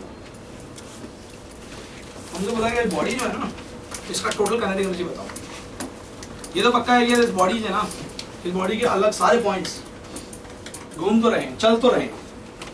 इस बॉडी का एक पॉइंट ऐसा है जो बिल्कुल नहीं चल रहा, जो हिंज वाला है, बाकी ये सारे पॉइंट चल रहे हैं।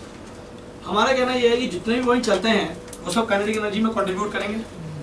तो इस बॉडी के ऊपर इनफिनिट पॉइंट्स हैं जो काइनेटिक एनर्जी में कंट्रीब्यूशन देने वाले हैं। कितना देने वाले हैं वो हमको सोचना पड़ेगा। चलो निकालते हैं, कोशिश करते हैं निकालते हैं। एक काम करता हूँ, let me take one point here. अच्छा मैं रैंडम ले रहा हूँ, कोई फर्क नहीं पड़ता। M1 सपोज ये हिंज से R1 डिस्टेंस से दूर था, तो do you all agree that ये ऐसे एक सर्कल में चलने वाला था। ओके, एक पॉइंट एक और ले लेता हूँ, M2 रैंडम कोई भी पॉइंट। ये कितना दूर था, सपोज R2 था, और ये ऐसे सर्कल में चलने वाला था। एक और ले लेता हूँ जस्ट फॉर बेटर अंडरस्टैंडिंग। ये ऐसे सर्कल में चलने वाला था, राइट? ऐसे सबको पता है क्या कि बॉडी के अंदर ओमेगा सबका सेम ही होगा। तो ये जो पॉइंट होगा ये इधर जा रहा होगा विद वेलोसिटी, जिसका वैल्यू होगा ओमेगा इंटू R1, ये और ये, और ऐसे कैसे बहुत सारे पार्टिकल्स होंगे। अच्छा, सब काइनेटिक एनर्जी में कंट्रीब्यूट करेंगे। हमें एक ही फॉर्मूला आता है काइनेटिक एनर्जी का, हाफ एम वी स्क्वायर।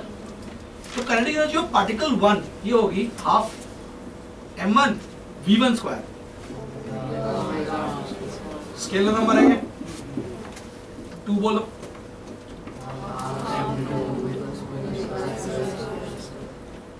क्या चलता जाएगा क्या? तो नेट काइनेटिक एनर्जी क्या होगी? That's the summation of all of this.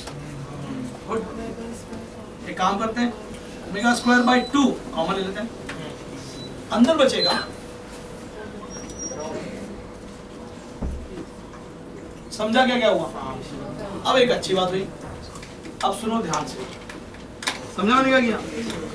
Now what happened was when scientists did this again and again for different kind of bodies, they took a rod, then they took a sphere, then they took a body like this, then they took different bodies. हर बार उनको पता पड़ा कि bracket में बार बार mr square का summation आ गया, बार बार। उन्होंने बोला यार ये बार बार ये ब्रैकेट का टर्म बार बार रिपीट हो रहा है, ओमेगा स्क्वायर बाय 2 हमेशा बाहर निकल जाता है और ब्रैकेट में mr स्क्वायर रिपीट कर जाता है। चलो मैंने काम करते हैं, फालतू में बार बार इंटीग्रेशन करने की जगह एक काम करते हैं, ये जो क्वांटिटी है ना इसी को डिफाइन करके बैठ जाते हैं, कितना अच्छा हो जाएगा। मान लो अगर मेरे को इस दुनिया की सारी बॉडीज का ये ब्रैकेट वाला टर्म पता पड़ जाए, राइट, तो क्या मैं बाकी उस सारी बॉडीज का काइनेटिक एनर्जी निकाल दूंगा एक बार में? ठीक है, समझा क्या बोल रहा हूँ? अगर मुझे हर बॉडी का दुनिया में ये पता पड़ जाए ब्रैकेट वाला टर्म, तो क्या मैं सारी बॉडीज का काइनेटिक एनर्जी निकाल पाऊंगा लाइफ में? Right, very good. We have just found out कि मोमेंट ऑफ इनर्शिया को हमने ऐसे क्यों डिफाइन किया। Why it was mr square? Why not mr? ठीक है, why not mr? Why not mr cube? Why not something else?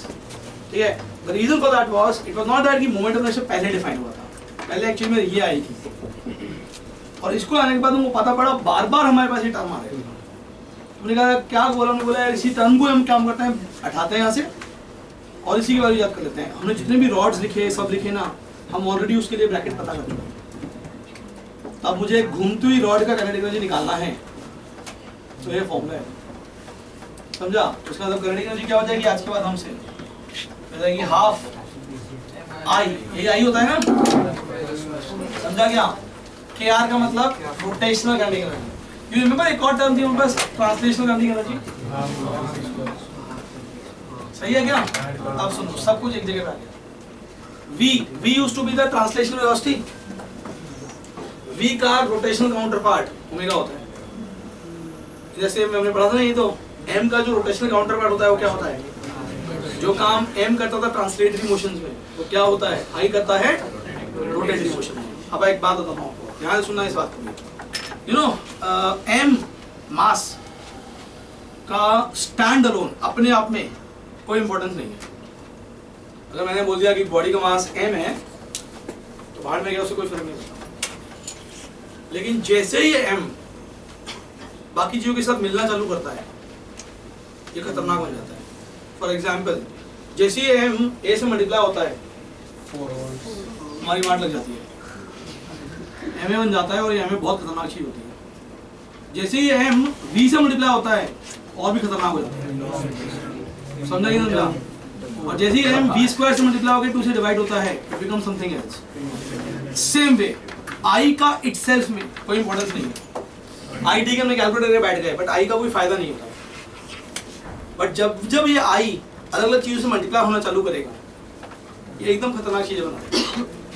हमारा point I पढ़ने का है ही नहीं, हमारा पॉइंट है I के साथ में इन सब चीजों को। M में हमने इतना मेहनत किया ही नहीं कभी भी, MA में हमने बहुत मेहनत किया, पूरा लॉज ऑफ मोशन पढ़ा हमने। The same thing is going to happen यार। I में मेहनत हमने, ठीक है, I में तो इसलिए मेहनत करना पड़ा क्योंकि एक्सेस के चेंज होने से सब कुछ डिफाइन अलग होता है, बट I का इटसेल्फ में हमारे लिए कोई इंपॉर्टेंस नहीं है। I जब मल्टीप्लाई होगा चीजों के साथ में ना, तो वो एकदम इंपॉर्टेंट चीजें दिखाने लग जाएगा। अब हमें वो जो चीजें हैं ना, वो सीखनी पड़ेगी। Did you understand what just did here? ठीक है, इस हाफ I ओमेगा स्क्वायर में ओमेगा क्या होगा? Angular velocity. और I क्या होगा? About what? Shut up. About the point जिससे about rotate होगा, सेंटर मास कहीं को। अबे इस रॉड को मैं सेंटर मास से about रोटेट करूँगा हमेशा, जिसके about रोटेट करूँगा उसके about लिखूँगा मैं सब कुछ, समझा? तो जब भी I लिखोगे तो किसके about लिखोगे? डिफॉल्ट एक्सिस के about नहीं, जिस एक्सिस के about रोटेशन है उस एक्सिस के about। समझा हमने पैरेलल एक्सिस परपेंडिकुलर एक्सिस क्यों पढ़ा? समझा क्यों पढ़ा हमने? क्योंकि इट इज नॉट कंपल्सरी कि सारी बॉडी अपनी डिफॉल्ट एक्सिस के about रोटेट करे। A body can rotate about whatever axis it wants. You got the point or not? That's why वो parallel axis, perpendicular axis हमारे पास है। ठीक है? Please note down. जल्दी से note करो। कांस्टेंट और ओमेगा से कम। तो वेरिएबल होगा तो करने के लिए वेरिएबल होगी, बट होगी तो स्केलर ही ना। ये टर्म तो आएगा ही आएगा तेरे पास, तो कुछ भी कर ले। क्योंकि उसमें क्या होगा फिर ओमेगा इनटू टी, टी बाहर आ जाएगा। m1 r1 स्क्वायर तो एज इट इज रहेगा, अंदर कुछ भी कर ले, उसको नहीं रास्ता। तो मैं इसीलिए डिफाइन कर दिया। अब आई थिंक अब तो क्लियर हो गया कि क्यों mr स्क्वायर है। और तो ये भी क्लियर हो गया कि स्केलर क्यों था। इट वाज नॉट बिकॉज़ कि वो स्केलर उन्होंने डिफाइन किया था, it was because of this thing वो स्केलर बनाया।